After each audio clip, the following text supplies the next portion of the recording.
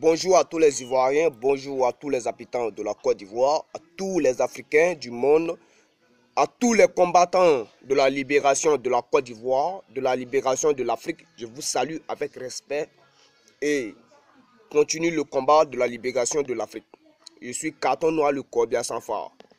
Alors ce matin, je suis venu répondre à un artiste qui s'appelle Alpha Blondy. Parce que il faut que je réponde à ce monsieur-là. Hier, monsieur Alpha Blondy, tu étais un agent de Gbagbo Laurent. Tu as même chanté un morceau lorsque Gbagbo Laurent était au pouvoir. Tu as demandé à l'armée française de quitter la Côte d'Ivoire. L'armée française, va-t'en. Gbagbo Laurent t'a même reçu chez lui à la maison, là où Blé Goudé était présent. Et après, Gbagbo Laurent t'a invité au palais de la culture, là où tu as chanté. Bang bang, ils ont créé là, ils vont prendre. Tu te souviens? Pour te rafraîchir un peu la mémoire, Gbagbo Laurent même a dit que les gens disent que Alpha Blondy est fou, mais il n'est pas fou. Hein? Pour couronner tout, il a dit ton premier fils, tu l'as eu avec sa cousine. Je sais que tu te rappelles au moins. Tu te rappelles.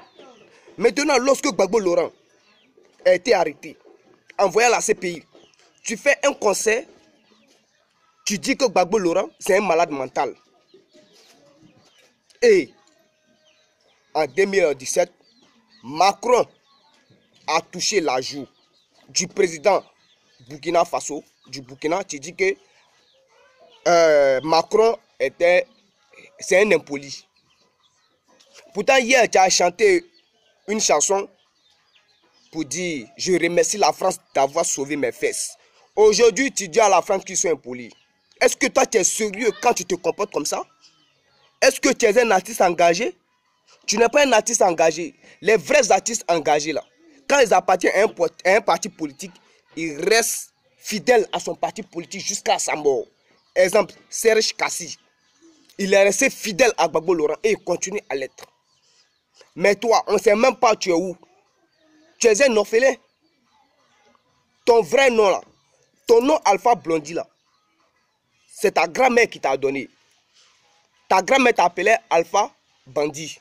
Comme elle n'a pas de dents devant, donc elle disait, pour dire Alpha Bandit, elle dit Alpha Blondy. Donc c'est comme ça, tu as transformé ton nom, tu as fait ça Alpha Blondy. Je suis au courant de tout ça là.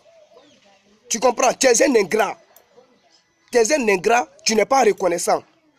Parce que tu as grandi à Korogo. Je vais te dire ça. Tu as dormi dans plusieurs familles. En particulier même la famille Diallo. Mais tu n'as jamais pensé un jour venir saluer la famille Diallo. Venir saluer la famille où tu as passé toute ta jeunesse. Tu ne l'as pas fait. Ton bon petit Kaboul. Lui qui partait acheter ta drogue là pour venir te donner. Est-ce que tu es en relation avec lui jusqu'à présent? Parce qu'aujourd'hui tu es devenu un artiste célèbre. Tu l'as oublié. Quand tu venais faire ton concert de réconciliation à Korogo, ton petit Kaboul a voulu aller te saluer sur la piste, sur le podium. Ils l'ont frappé. Kaboul même ne savait pas que toi-même tu venais à Korogo. Tu ne l'as même pas appelé pour lui dire que tu venais à Korogo. Mais c'est pas comme ça. Tu n'es pas reconnaissant. Moi, j'écoute les morceaux des artistes engagés. Toi, tu n'es pas un artiste engagé. Tu comprends? Tu n'es pas un artiste engagé. Je veux que ça soit la dernière fois que tu te mêles de l'histoire de la Côte d'Ivoire parce que tu n'es pas engagé. Si tu es un artiste engagé, fais une conférence de presse et dis au monde entier, tu te bats contre qui? Tu te bats contre l'Afrique ou bien tu te bats contre les Occidentaux, contre la France. Nous voulons savoir cela. On ne veut pas suivre quelqu'un, on ne veut pas écouter quelqu'un qui ne sait même pas ce qu'il veut. Je prends un exemple, c'est l'Afrique du Sud. Lorsque Nelson Mandela était en prison, depuis 1982, je pense bien, 1962, 62, 63, voilà. Il a été emprisonné pendant 20 ans. Mais lorsqu'il était en prison, c'est la population de l'Afrique du Sud ont toujours mené le combat de la libération de l'Afrique du Sud. Ils se sont toujours battus. Ils n'ont jamais relâché. Même les enfants de 10 ans menaient le combat. Ils sont même morts. Mais Alassane Ouattara est en train de transformer, je vous dis transformer la Côte d'Ivoire. En train de faire perdre le droit des Ivoiriens. Voulez-vous sauver la dignité de la Côte d'Ivoire, la dignité de l'Afrique? Ou bien voulez-vous, il y a deux choix dans un pays. Se soumettre ou aller à la guerre. Choisissez. Choisissez. Nous sommes en train de perdre la Côte d'Ivoire, nous sommes en train de perdre l'Afrique. Et moi, je ne peux pas accepter cela. Alassane Ouattara est venu insérer la politique dans la religion. Pourtant, la religion est très loin de la politique. Elle est très loin de la politique. Il dit que lui, c'est un musulman du Nord. Mais moi, je suis un chrétien du Nord. Je suis un chrétien du Nord. Donc, je vais dire à Alpha Blondy, il ne faut jamais traiter Gbagbo Laurent de malade mental. Parce que le plus grand malade mental, c'est toi. Le plus grand fou, c'est toi. Gbagbo a mal fait de ne pas dire que tu n'es pas fou. Il devait dire que lui là, c'est un fou. Lui là, c'est quelqu'un qui n'est pas reconnaissant. Ta famille meurt de faim à Kororo. Ils meurent de faim. Tes meilleurs amis, tu les as abandonnés. Tu n'as jamais cherché à saluer la famille, des familles qui t'ont, où tu as passé ta jeunesse. Tu ne l'as pas fait. Donc moi, je ne peux pas m'asseoir et puis t'écouter. Lorsque le journaliste Norbert Zongo a été assassiné, tu as fait un morceau hommage à Norbert Zongo. Quand tu allais faire ton vilain concert là au Burkina Faso, le peuple burkinabé t'a demandé de chanter la chanson de Norbert Zongo. Tu as dit non, tu ne peux pas le faire pour ne pas blesser d'autres personnes. Faut dire que tu as peur parce que Blaise Compaoré est en Côte d'Ivoire.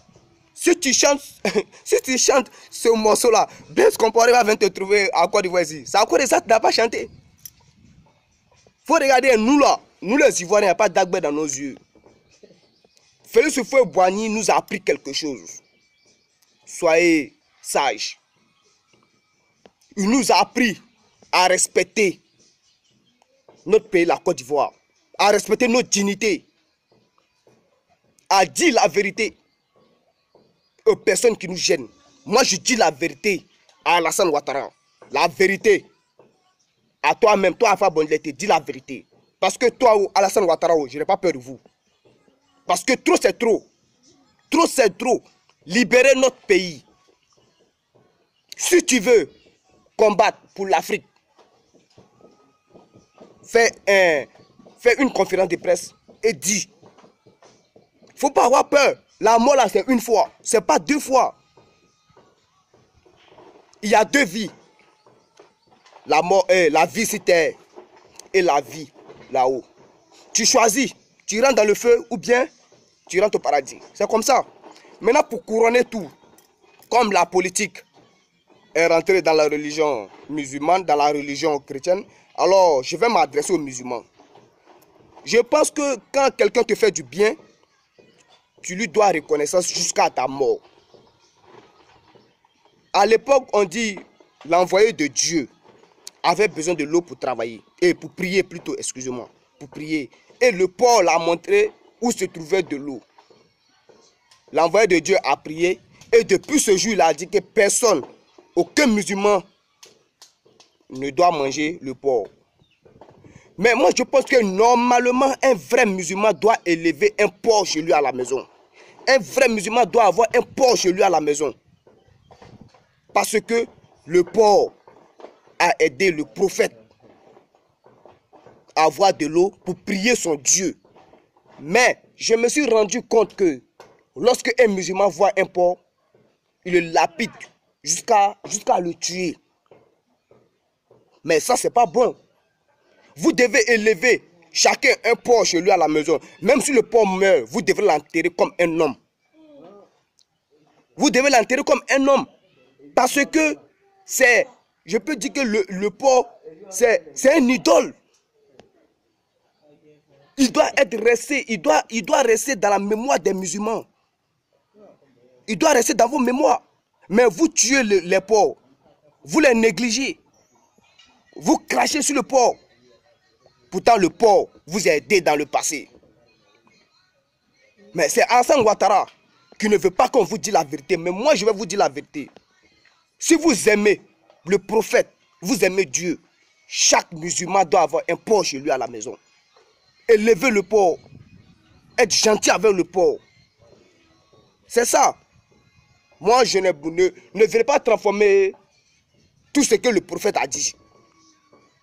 Parce que ce sont les Blancs qui ont raconté l'histoire à nos places. Vous-même, vous avez dit que le prophète, c'est un homme noir. Les Occidentaux disent que le prophète, c'est un homme blanc. Mais vous...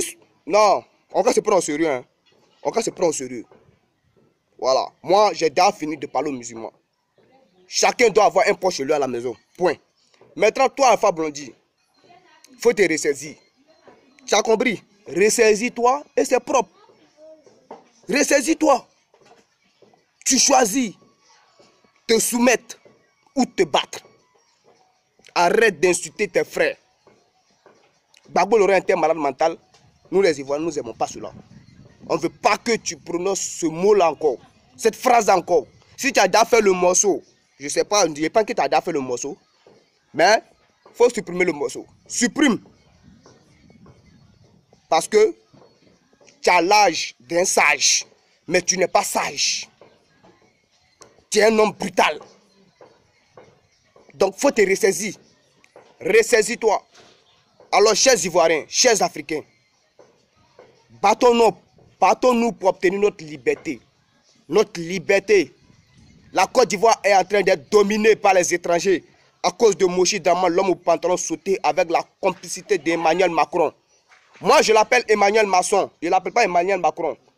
Parce que les idées qu'il apporte, ce sont des idées qui ne sont pas solides. Donc moi, je l'appelle Emmanuel Masson. C'est un maçon. Donc, chers Ivoiriens, levons-nous et battons-nous. Toi, Alpha Blondy, ferme ta gueule. Tu te tais. Laisse les vrais combattants mener le vrai combat. Bonne journée à vous et ciao, ciao.